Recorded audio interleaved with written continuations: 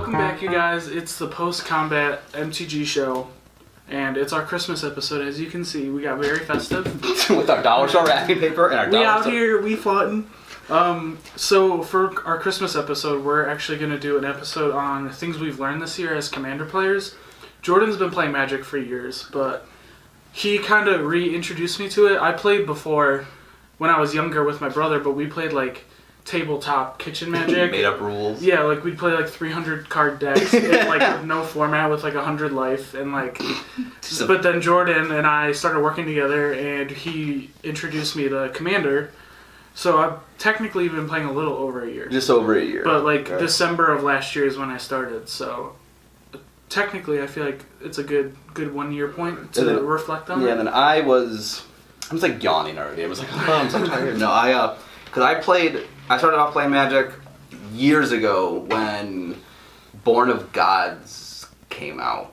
So whatever year that was. And I ended up playing Standard, and then I played Commander for like a few months, and my play group annoyed me, so I stopped playing. And then I played competitive Modern.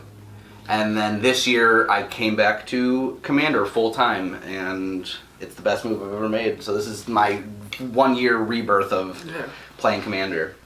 So, do you want to start then? I will start, yeah. So the one thing I learned this year is that this one's like not even like super like, it's like kind of dumb, but I love mono red. Or not even mono red, I just love red. Yeah. Like love red. Because when I started playing Commander the first time, that was when like the red stigma was out. Like red's not good. Yeah. Like it's still kind of like that, but yeah, it's definitely improved. Yeah, it's improved greatly. But I that was the thing. Like when like I would, people would like, oh, don't play red in your decks because like red isn't good in Commander, and stuff like that. And I then recently it was when the Commander Anthology 2 came out. I really wanted an artifact deck. I didn't want Brea. I didn't want to play like Memnarch or like that those partner commanders that do it. I forget what they are, but yeah, they're partner commanders. They do artifacts. And then they had our shop was selling. They opened one case of the Commander Anthology, and they were selling just one of each. Instead of having to buy the full. Yeah, basically you could get one of four, but only like that was it, like one case of it. So I ended up looking at Duretti, and I was like, oh, mono red's like, it's not even mono red, it's mostly colorless, and I just want artifacts, and Duretti's fine for, and I was like, alright, I'm expecting to like go into this as just like my like settle deck, like I'm gonna settle for mono red because it does artifacts, and now I love Duretti. It's your best deck. It's my best deck, it's my favorite deck, and then I was like, oh, mono red's kind of fun, because even the red cards in there I liked. Yeah. And then you started playing mono red. Yeah. And I was like, oh, mono red's so... Norn deck. Yeah, your Norn deck, which I have talked about more than once how much I love. And then I started playing stuff like Zada, and on X-Mage and stuff, I've tested out like Neheb and Atali. And they're really fun. Oh my god, they're so fun. And then everyone's still like, it's like, oh, like red is, red's barely better than white. I love red. Yeah. Like, I love red more than especially in the last like few sets, like Battle Bond, like a lot of the cards like Treasure Nabber, Stolen Strategy have really like made red like playable. Yeah, and and it's just red does so many cool things that like. I mean, I know every color has their like their thing, but red just does so much cool. Like, you can win through chaos. You can win through, like Zada. Like one of the first time I ever played Zada, I swung for like 240 damage, and like. Atali's like the coolest commander. Like I just get everyone's top deck stuff. It's super fun. So that was this year. Like I embraced my love and just stopped caring about like people saying like, oh, red's bad. Yeah. Because white's bad. No, if you play white, it's fine. Mono white's fine. Just mono kidding. white's fun. Mono white's fun. It's just you're gonna lose. You're gonna lose. But yeah, this year I embraced it and stopped listening to everyone say how bad it was, and I learned to love it and do well with it. I want to say one more thing about red before we move on, but I think like. In Commander, it's really like normal for everyone to play like combo-y, like interactive decks, but red sort of forces you to just play play damage and like directly affect people, and you kind of get the game going a lot faster. So like red kind of like refreshes like my Commander experience. Like I'm not just sitting there and like swinging or like comboing out. Like I get to do a bunch of interactive like cool, like, I don't know. At least cool the way cards. we've played it, it's very interactive and very fun. And Definitely I love depends on your red deck. Neheb's a little less interactive. Yeah, like a Kiki Jiki or like a Kranko deck will definitely operate a lot differently than Norin or Zada, but Kranko's broken. still fun. Yeah, still a good time. Still just as fun.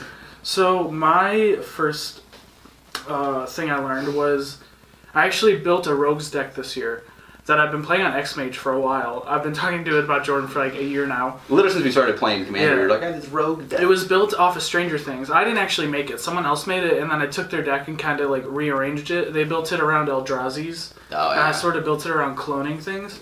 So I have this Rogues deck, and it's basically Rogue Tribal. But I made the first mistake of my first build putting in like 35 Rogues. Which Yeah. like is a lot. Yeah. But I was like, oh, a creature deck, like you need a ton of creatures. Mm-hmm. But then after playing it, every hand is just 5 creatures and like 2 lands, Yeah. and it's really slow. Mm-hmm. Most definitely. So I found that it's actually more efficient to like play less of your like creatures, or this goes for any deck type, less of what you want to play and more support to like make sure it works well. See, I was running out of cards, so I put in more card draw, more control because people were countering my stuff. And my deck actually plays like so much better now. So you can like from day one to now, Yeah, it goes off. it is like it's amazing how much better it is. Yeah. Just from like just taking out some of those rogues and adding Yeah. like Because- just the little stuff that mattered that you didn't think mattered. Yeah, I It's think crazy it good. was 33 rogues to begin with, and now I'm down to like 15 with like 1 or 2 clones. And Yeah. that's still like creature heavy. And I want to get it down to even more. But Yeah, it's right now it's still pretty good. So. It's very and like that. I agree because like in a lot of my decks, I did the same thing when I first had Duretti. I was trying to find like a million artifact Cool creatures, artifacts. and now I'm just like I just need Wormcoil Engine, Combustible Gear Hulk, Blightsteel Colossus. Like I only run like a handful of like Yeah. cool creatures. Everything else is like getting me to that point, and it's Yeah, because once you have those creatures out, you need things to do with them instead of just playing more creatures. right exactly. And then we run our decks that thrive on just doing more creatures, Yeah. but. And this goes for any deck type. I have like an Isamaru Voltron deck, and it literally runs like 45 artifacts. Yeah. And it's awful. Like, it's so bad. I mean, it was $20, so like... It's it's just because every turn is like, You play cast an the artifact, artifact and yeah. then wait to equip it. So like, if I put some money into it and like bought like a land tax and some like card draw stuff, I could easily, like a Mentor of the Meek, I could easily Yeah. make the deck like a lot better. But yeah. But That's it's one thing I learned. The next thing I learned this year is again, I said I embraced mono red so much, but I also learned to just embrace what you love playing. And I mentioned this in another video, but like, just play what you really love to play. Like, embrace it so hard. Yeah. So like this past year, when I played Modern, I played Merfolk. I was like the Merfolk guy, and I loved it. And I was like, I love Tribal. Like, Tribal's so fun. And then I like went and I had like Cat Tribal, which, I'm sorry, Wizards messed up on Robin. You want a lot of cats, not a big cat. Like, don't. Yeah, that's true. You just want a lot of cats. But They it's could, fun. have, they could have gone both ways with Yeah, that. whatever, it's fine. But yeah, and then Sponsor us. I bought the 2017 precons, I bought all of them. Yeah. And I was like, I love Tribal, and then I kept trying to build Tribal. I just built Hydro Tribal recently, which was my shortest lived deck. It made it 3 games, and then I kept trying to do that, and then I like realized like I don't love Tribal. I love Merfolk in Modern, but I don't love Tribal. Yeah. And that's when I started playing. So the decks I just got rid of Marin because I didn't want to put my money into it, but I had Duretti, Marin, Lord Windgrace were all graveyard. Those all have something to do with the graveyard. Yeah. So I learned to like just be like, I like graveyard and just play graveyard. Don't stress about playing other things that you don't enjoy just because they're good. So then I just was like, how can I make 3 graveyard decks different? Yeah. One's artifacts, one's lands, and one was creatures. So, and they all felt different. Yes, I was recurring from my graveyard, but like what I do in Lord Windgrace and what I do in Marin were crazy different. Yeah. Like ridiculous. They're similar, but you do 2 different things. Yeah, like I have different ways to win. I have different ways of like, in decks like Duretti, I'm trying to dump, I can dump a Wormcoil Engine in the graveyard. Yeah. And on turn 1 and cast it on turn 2. Yeah. And It's a really good deck. yeah, it's so like it's. But then with Lord Windgrace, I try to get like get a billion lands into my graveyard and then recur the lands to do, get a 15 counters on the plant tokens from Avenger's Zendikar, or Scape Shift with Valakut, or just whatever it is. There's like there's so many different things I'm doing, but it all deals with my graveyard. So, and I started preaching this to other people too, like Caitlin and Johnny and people in our play group, that like, they're like, oh, maybe I kind of want to build a blank deck. If you want to, that's fine. Yeah. But like, if you don't know you love that, don't build it. Like, and don't build it just because you feel like you have to like stay up with the rest of the group. Right. And then, because my whole thing was when I was playing, I'm like, I want a tribal deck, I want a graveyard deck, I want an artifact deck, I want one of each type because I want to like have variety. Yeah. And then I realized like I don't enjoy variety. I just want to. If I'm going to play an hour game, I want to have that hour be fun for me no matter what I'm doing. Yeah, that's the most important thing, I think, is have fun. Well, yeah, when you're playing Commander, most people in most play groups, like, you only have like one day a week where everyone's free, and like you have those like few hours to play. Yeah. So you don't want to waste 3 hours of your day playing a deck that you don't like and that's not good and that you're just miserable. Because you'd rather just stay home at that point. Because yesterday, I was telling him a little earlier, I went up to our game store that in our area for our LGS for the first time in a long, long time. I should have been up there a lot more, but I wasn't. But I went up there and it was me, Alex, and Caitlin, and this guy came over and was like, hey, you guys need a fourth? I'm like, yeah, absolutely, man. And Alex was getting ready to play his Anafonsa deck, and he goes, before I play this, is anyone playing Graveyard? Because I don't want to, like, ruin your day by just shutting down Graveyard. And the dude was like, I only own 3 Graveyard decks. I don't play anything else. And Alex was like, oh, no biggie, like, he put it away, whatever, but he's like, I was like, oh, you play, like, a lot of Graveyard? He's like, yeah, like, I found out I love Graveyard, and I just have never stopped playing it. And I'm like... And if that conversation between Alex and that random dude didn't happen, he would have been miserable and like pissed off that he even joined your group to begin with. Because he wouldn't have been able to play. And then he told Alex to play the Anafonsa deck at one point. He's like, play it, I just want to see what it does. And he's like, yeah, miserable. Like, he's like, scoop, turn 2. Like, this sucks. But it was good. It was really, and I saw him like, another player just embracing what he loved. And that to me, I just think that's what it's all about. It's a very expressive game. Like, you can express yourself, as dumb as that sounds, through cards, and that, do what you do and just like be the best at it and love it. And so I actually just made a last minute change to my next point. I think Jordan knows this is like my number one thing about me. We talk about it a lot, and I hate to preach on this channel because we're not like a budget channel. There's plenty of those. Like, go watch it. There's so many podcasts and stuff about it. But my big thing is, more money does not make your deck good. No. Like, it does not at all. And it's not even that I'm broke. I just don't like spending a lot of money on Magic cards. Yeah, you're a broke college student. Yeah, like I'm in college. I have like rent, car payment. Like, I don't have just endless money to drop on Magic cards. So whenever I build a deck, it's usually under $100, except for my rogues and my Norn. They're both a little different, but I've upgraded those over time. But a lot of my like $50, $30 decks have like won me on turn 3 or 4 just by like, I don't know, like by building it. Like, you have to be a good deck builder.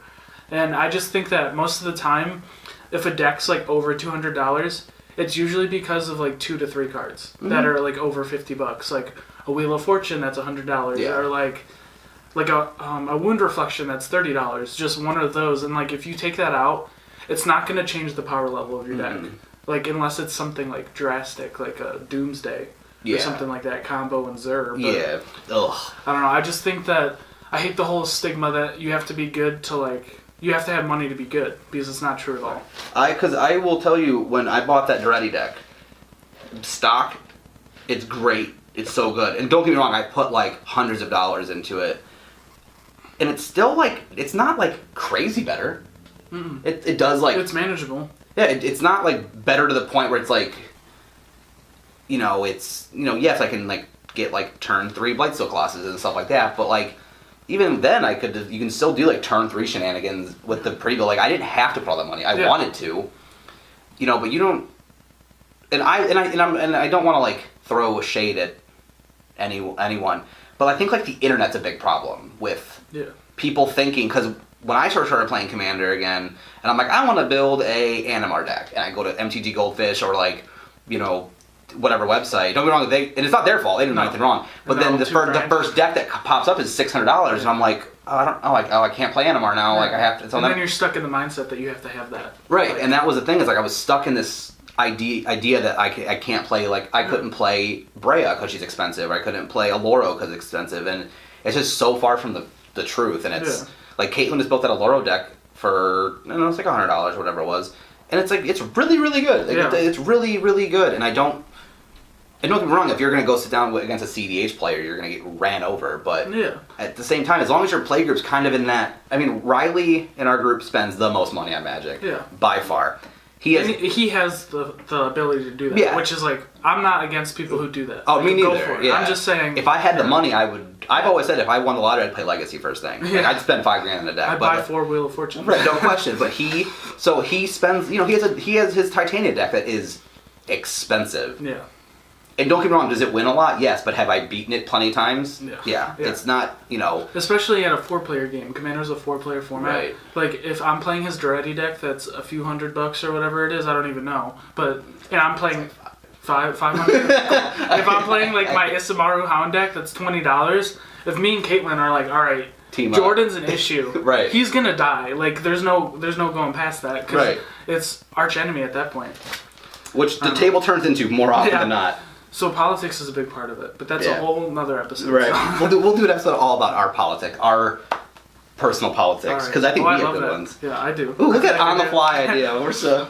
All right, the last one that it's kind of like our combo one that we did together. We've learned it together. We've had this issue and solved it. So. And it's. I think it's the most important thing I've learned this year. Like it made me like appreciate our play group a lot. Is how important power level is to a play group. It is. I mean, I'm a big believer in develop your meta by yourself. I want you to come in with a better deck than you had the month before, and I want to then find a way to answer that. I want to like have that challenge. Which we do, I think. We do a lot. We've upgraded a lot since January of last year. Like, it's insane. Yeah. Oh, it's ridiculous. And so I don't, I don't ever want to like discourage anyone from like building more powerful decks, but like if you're running that deck in your group that is just, if all your friends are playing $50 decks and you have some tier 1 Atraxa or like tier 1 CEDH deck, like is that going to be fun for you? You're making the other 3 of them unhappy probably, and yourself, are you going to enjoy like just running over the table on turn 4 every game? Like it's not fun. It's not. But even if it's fun for you, you have to like, what a thought. Think about other people. Like, whoa. But I don't know. I just think people don't realize when they're playing it. They're like, oh, look at all this cool shit I'm doing, and then everyone's sitting there miserable, like just looking at the clock, like I gotta go. Just waiting for the game to be over. Exactly. Yeah, and that's. I don't think we've ever had that problem where I've like. I felt that like where with us. Don't get me wrong. There has been times like where. There were a few games I was like a little like, there's a few games where run over, but I wasn't like upset. It just made me want to build a better deck. Yeah, it wasn't happening every day. No. It was happening, and there's times where I've had like board lockouts from other players, and like that's like not a great feeling. But at the same time, I like went into my collection and was like, all right, what do I have in here that will like stop that from ever happening? Yeah. Like I told Alex yesterday. Alex runs a Gitrog monster deck that is like. I think I've played against it. It's really, really good. Yeah. It's very combo heavy. It has a lot of expensive lands in it. It is very, very well tuned. And I had a hard time beating it. I didn't have enough way to interact with what he was doing. And watching him like combo for 5 minutes a turn, which is fine. I don't have an issue with that. But I would just sit there and be like, I need to stop that. I can't just let that happen forever. So I built a blue-white control deck. And I found this counter spell that is blue-blue-white. And it says counter target spell, opponent can't cast spells that turn. Oh shit. So if he starts going off on his little like craziness, I'm just like counter and stop you. Yeah. Like I had to like go. That is a color restrictive card. Like I don't want to play that necessarily, but I do because then you have to keep 3. That's where my power level went. The power level went to that point, so I had to go to that point. Yeah. Another example is Jordan when he first upgraded his Duretti deck. He went off like. Hard for like 2 games. Oh yeah. And like none of us were mad. We were like, oh cool. Right. But then like, literally like I ordered a sliver deck. Like we already talked about it, and I told him straight up the reason I built it was to be able to match the power level of his Duretti deck, which like is cool. But we communicated that. Like I was like, I'm building this to like be able to play your deck. I'm not trying to like overpower you. Right. And we're even like, if you okay, were, that's cool. fine. Let me overpower you. No, yeah. Like, let's keep that. And like, I know Caitlin built a Loro to stop Duretti because I can sling so much damage. Yeah. You know, like with, I mean, you're not gonna stop Blightsteel classes, but like, you know, I can turn, you know, I can hit huge damage on early turn. So she's like, I built an Loro deck because I need to survive long enough to stop you. And my Duretti deck went from the biggest threat on the table to like, I don't win that often. Yeah. Not with that deck. Like 1 out of 3 times, which I mean that's still pretty good. I would say it's even less now sometimes because I'm so like, I cannot beat your Rogues deck. Yeah, that's true. Cannot beat. If I focus on you the whole time, that's out done. Yeah, and that's fine because that makes me. And I don't do it every time either. No, like sometimes I'll let you go off. No, when I go turn 3 something disgusting, you're like, all right, guess what? You're dead now, and that's fine. I want that to be. I don't want you to take pity on me or bully me. Yeah. I don't want that, and so it's, you know, it's. I just that we found that power level and we just. And it's kind of hard, like because I know some groups have these problems, but we found our power level and just like kept it balanced with each other. Yeah. And it made a very fun experience for. Yeah, and I I still have like Commander. 3 or 4 decks that are like a 4 on the power level. Yeah. And when I play them, everyone brings out like their shitty decks. Not shitty, but like decks that aren't Duretti. And like we still have a good time. We just it's just important to communicate like, hey, I'm playing this deck and it was $50 and it's probably a 3 on the power level. Right. So like and that's the thing is again with power level, like have something that is suitable for every situation. Yeah. So if Kev plays Rogues, I'm playing Duretti. And not every time, but you know, that's the Most of the equal time. power level, and that's the same with Caitlin's Kydel deck. And then if we want to go a step down, I'll play Windgrace. or even like Noran. Yeah, step down from, you know, if I want to get to like my most budget, like I play my mono green Omnath deck, which is still crazy good, but it's still it could be much better. You're not gonna go off on like turn 4. Oh no, it takes it's ramp for 5 turns and then hopefully hit commander damage maybe, and then hope it doesn't die.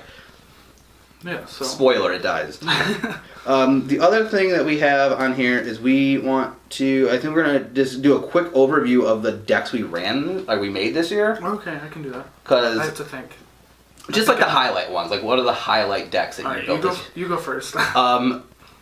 So the one deck that I built this year, and I liked it, I just tore it down recently, but was Marisol, the Pretender. Oh yeah, I don't think I've ever played against it. No, But once, you played against it once, yeah. And because I wanted to build a cool combo deck.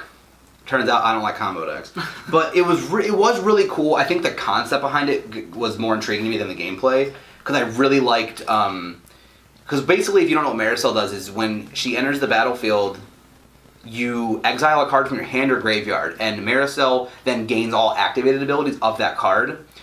So imagine Voltron, but with just activated abilities. You can do a bajillion things with her. Like all of a sudden, next thing you know, she has 17 activated abilities on her, and it almost becomes like a 1 creature control deck at a point. Like tap to destroy target creature, tap it to draw some cards, and then you untap her and do something else. And then there's like 6 infinite combos in the deck. They're a little hard to set up, but it's a cool deck though. It's really cool, like interactive. it was really fun for what it was. But I did not like when I won with it. I was like, oh. That was okay. And I feel like playing that, like, it's like taking a math test. Like, you kind of have to, like, know what's in your deck and, like, know what order to play. It's just kind of, like, not that it's a bad thing. You just have to really, like, focus. Oh, yeah. No one else ever played it or watched it because I have no idea what I'm doing. Yeah, I'm like, I don't know what any of these cards do or how they interact. But yeah, that was a deck I built this year that I really, you know... Yeah. It was a highlight deck. I had it for quite a bit this year, and no regrets. All right. Are we just doing one deck then? If you have more than one that you really want to highlight, but... Okay, so my deck that I'm highlighting, I actually don't have anymore, and I'm sad about it. But I'm rebuilding it soon. So get ready, Jordan. You're going to be excited. Okay. It's my Kamigawa deck. It's a Samurai Tribal. And everyone's listening to that. You probably just exited out. Unsubscribe, dislike, go ahead. I don't care. But it's basically... Oh, who was the commander? It was that Samu. So, yeah, it was Samu. Okay, so Samu with double strike, vigilance, haste, I think. Yeah. Naya. It was a deck themed only cards in Kamigawa. Well, not only cards, but 3/4 of the deck was Kamigawa. Yeah. It's my favorite block. We're actually doing an episode on that in the future. More unsubscribed, more clicks out. And it had like 15 Bushidos and Samurais in it. Yeah. And it was basically kind of like buff them all up and swing out. And it didn't go off that much, but I didn't put a bunch of money into it. And I think that's my goal for next year is to rebuild it, but make it like good. That'd be. I like that deck. Yeah. I thought it was so like, and I remember you played it against a stranger one time. They're like, "What?" Like we're at the shop and everyone's like, "Hold on, wait, you're playing what?" And you're like, it's really fun to Bushido. play with strangers because they're like, "Wait, a Samu deck, okay," and then they see like this 2/4 Bushido that costs 8, and they're like, "Wait, what?" And it's like really fun. I don't know. I will tell you why that deck beat you all the time is because I didn't want to do the math with the Bushido buff. I'd be like, explain for this. I'm like, I don't care. I'll take it. Like I'm not. And for people who don't know, Bushido's like whenever it blocks, it gets a buff depending on the Bushido number it is. So some of them are like a 1/1 with flying and like vigilance, but it has Bushido 5. So when you block it, it becomes like a 6/6. Or if it becomes blocked. Yeah, or if it becomes blocked, it becomes like a 6/6. So I could do like weird combat tricks and like remove them from combat and like ping people. I don't know. It was fun. It was cool. It did need that little more. Again, I know money's not everything, but you need that little extra value. It was slow. There. Like I could have put like a Defense of the Heart or like some like stuff to cheat my things in. Yeah. That costs a little more money, but I would definitely want to rebuild it. Yeah, I think you should. I would be. We'll do like if you do it, we'll do like a deck tech or something. Oh yeah, or like a little like something. For sure. Because you're gonna get that one person out there who's like, "How we got my?" Oh yeah, they're like, "What dislike?" I think that's everything for like the topic, I guess. Yeah. But should we go to our favorite thing of the week? Yeah, let's do it. Our last one of the year. Did you get your favorite thing of the week? Because I remember last minute you're like, I don't know what to do. Maybe I'll think of one. Do you have one? I do have one. All right, I say you go first. My favorite thing of this week is a game. I picked it up yesterday actually, and it's already my favorite thing of the week. It might be my favorite thing of the year. It's a game called Keyforge. So you tweet about this? Yes. It was made by Richard Garfield, who made Magic. Okay. He actually made it. I don't want to, put words in his mouth, but it seems like he made this as a response to Magic, because he's always been a little, I don't think he's always been very happy with I don't want to say the state of Magic, but like it costs a lot of money and new players are intimidated and all this stuff. So what it is, I actually have a deck of my cards here. I got 2 of them. So what it is a game where instead of playing like Magic, where you obviously anyone who watches knows how to play Magic. I don't want to explain it, but you go buy your packs or you buy your singles and you compile your deck or whatever. What you do is you buy a sealed little box. It's just one of these. It's just like a little just a little box. Just punch my microphone. You buy it and that is your deck. Okay. You cannot change them. It's impossible to alter them in any way, because what they are is they have a name on it and an art on it. No one else ever in the world will ever have this art, this name, and this deck list. Ever. That's sweet. No one ever. You cannot ever make the same. The decks will never be the same. So I can go buy 20 of these, and they will all be different. Oh, that's now, mind you, they have the same houses and the same cards in them, but the deck lists are always different. So me and Caitlin sat down last night to play it, and it's a little weird because there's no combat damage with opponents. What you're trying to do is you're trying to get enough amber to make 3 keys, and the first person to make 3 keys wins. And I was a little hesitant going into it because the hype was everyone's like, this game's so good, and I'm like, oh, is it just the Richard Garfield train where everyone's hyping it because? Yeah. And we played 2 games last night, and they were. It's amazing. It's incredible. It's like I'm telling you, it's one of the best games I've ever played. Oh, that's awesome. It's so much fun. If you guys could see behind this camera, he has a lot of games. So if he says that, that's a I have 100+ board games. And they're all right behind this tripod. Yeah. And there is, but my deck played very different from Caitlin's, and then we switched decks, and we you have a totally different experience every time, and it's awesome. These cost $10. They're $10 a deck. They're $10 a deck. You can open the box and just play, and there's none of this stress of are you playing a better deck than me? They're all just around the same power level. Yeah. And it's more about getting this deck and because when I first played my deck, I'm I don't know how this works at all. I'm doing a ton of damage to my own stuff, and next thing you know, all of a sudden I did this turn where I drew 15 cards, and there's no mana, so you can play as many creatures as you want per turn. So it adds this weird mechanic of, I'm rambling about this. I know, I'm sorry. But, it's it adds this mechanic of or a strategy that is I could dump everything on the table right now, but then if it dies, where am I at? And then you always draw back up to 6 cards at the end of your turn, no matter how many you played. So there's no stress of card draw or curve. And it just makes a very streamlined experience, but has so much strategy and interaction, and our shop owner I don't know this, I can't speak on this, but he said he compared it to how Magic used to be. Okay. Back in the there day. was a bunch of cards. When it like back in like the early days of Magic when it was it was more I don't know if it's interactive is the right word, but like now it's not. It's Storm and Dredge and Scape Shift and these crazy uninteractive decks. This is so interactive. The games last like 20 minutes, and it's just I can't like if you want to just go spend like $10 on this, it is probably worth it. It is 100% worth your time. Like we're actually gonna go buy like the starter set and like 5 more decks. So when people come over, like let's all play Keyboard. it's you guys. I think you guys will like it. Put it on your Christmas list. Which is in like 2 days. Yeah. So. Well, when they see this, it'll be on Christmas. Oh, is this Christmas Day upload? Yes. Merry holiday. Well, Christmas Eve. Sorry, Christmas Eve. Oh, that's like tomorrow. Yeah. Oh.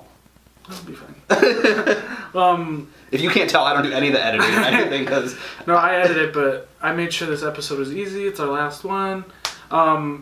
My favorite thing of the week is actually it's everyone knows the game GTA 5. Oh yeah. Like it's a big thing. If you don't, I don't know what you're doing. But there's this mod loader, I guess you would call it. It's named 5M, and it's this program you download where you could play modded GTA on a public server. Okay. But these servers, they're roleplay servers. So you come in and you make a character, and you have to live as that person, but you get a job, and like you could rob stores, and like it's like GTA, but you have a mic, and like you're talking to 9-year-olds across the country, but they're like posting you up in a gas station with a gun to your head, and like, give me your money, punk! I don't know, I've been playing it like all week, and it's so fun.